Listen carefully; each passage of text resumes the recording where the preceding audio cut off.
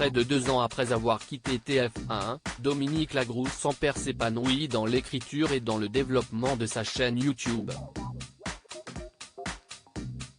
Dans les colonnes de France Dimanche, la journaliste a évoqué la mort de Jean-Pierre Pernaut, et en a même profité pour répondre aux rumeurs d'aventure avec la regrettée star du JT.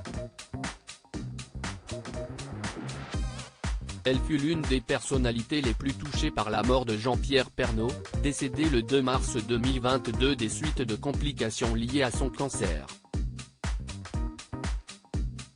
Pendant des années, Dominique Lagrousse-Sampere était aux premières loges du JT de 13h, elle qui formait avec Jean-Pierre Pernaut un binôme très complice.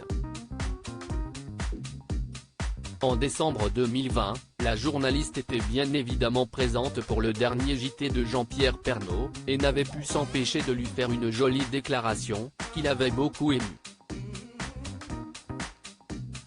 Il y a une question que les téléspectateurs nous posent à chaque fois, quand on va sur le terrain, est-ce qu'il est comme ça, Jean-Pierre Pernaut? Non seulement il est comme ça, mais en plus, il est plus que ça. C'est pour ça que je t'aime, merci, avait-elle déclaré. Dominique Lagrousse-Sampere, qui a quitté la rédaction de TF1 en 2021, se consacre désormais à l'écriture et à sa chaîne YouTube, sur laquelle elle a notamment reçu Nathalie Marquet. Dans son hommage publié sur les réseaux sociaux après la mort de son complice, la journaliste de 49 ans n'avait d'ailleurs pas oublié d'évoquer la veuve de Jean-Pierre Pernaut, de qui elle est devenue très proche au fil des années. Délicieusement humain et généreux. Mon JP. Mon ami. Mon complice. À toi Nathalie. À Tom, Lou, Olivier, Julia, avait-elle notamment écrit.